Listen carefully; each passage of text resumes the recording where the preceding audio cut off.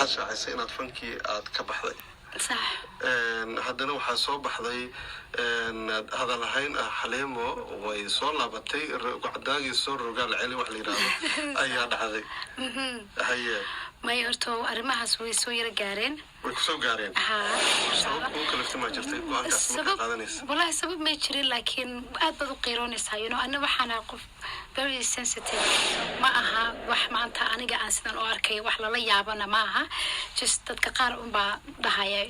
halkaasaaba joogtay alxamdulillah ilaah baa geeyay ilaah baa markaa dad sawirada aan soo qaaday yiraahdeen Xaliimo waa kaas shalay xajka joogtay maantana sidaan ay sameynaysaa ilaahay xajkiinu geeyay kasay wuu joogaa wali markaa Soomaali amba dadka waxa negative dhinaca ka fiirinayo dhaguma dhigaba السلام الله عليكم ورحمة الله وبركاته أصحابنا جعلاي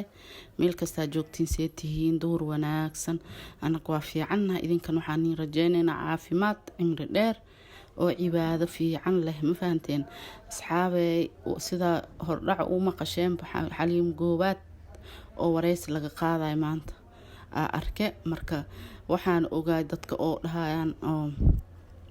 حليم قوبات fankee ku soo laabatay waa ka baxay dhahday daraad saane ahayd maanta hadan saane u eg tahay iyadoo la maqlay waa maqlay waa iska sii dhaafay cause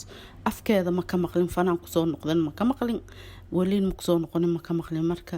hadda iyadoo la wareysana afkeeda aan ka maqlayna ma fahantay hadday soo noqoto iyo haddii kaleba waa maqli doonaa tan kale aan rabo intii nin sheegan asxaabay oo anaka dhan isku digno oo ogaano intaan ahayn macsuum qof kasta dambi waa galaa macsuum malaa'igta leh ma fahanteen ibn aadan dambi waa galaa laakiin kullukum qadaa'un wa khayrukum tawaabun allah ibn aadan oo dambi galeen ma jiro laakiin kuwiin ugu fiican waxa waa la kuwa oo ka toobad keeno annaka hadan waxa la yaabo markii social media la joogo qalad yar ma gali kartid shalay saanay dhahaystay maanta saan waay maxaa guriyeen maalin kasta qalad ma ku galno ilaahay ka cabsay asxaabe maalin ilaahay keen qalad ma galno oo hadana ma ka soo noqono ilaahay toobad ma u keeno hadiina la arkeen micnaheeda ma ahan qalad ma galno ma ogtay ابن آدم كأنا كابسي ومنين والله أصحابته ما حد ما أنت لا دين لو واحد تهي وحمد ترتاته وحمد تيد أنت أو شيطان كسي جيتا لقي أبا ابن آدم ساس مليلو وعلى سوق ويستا هدو قلدني هنا إلى لوتو إلى وقلت كانت ما عرفت كسو توسي الله ما هي وقلدنت تيدا واسيد ومنه مرك قبرتاني تنساسا كل laakiin gabartan gabdhihii oo jilcanay oo waxa idinka sheegtiin iyo wixii oo social media laga sheeg ku jilceysa ma ahan waa gabar confidence leh ma sha Allah ee ilaahay ku xiran waa ibn aadan wuxuu dhahay dhiheen waa ma fahant wixii suubinaysan hee qalbigeeda ka suubinaysa ma adaa ii jeedin ma ahan ilaaha ii jeeday u suubinay marka jawaabteeda aan maqalnahay hadalkii ku badinin asxaab Xaliimo kale waxaad shaacisay inaad fankii aad ka baxday صح haddana waxaa soo baxday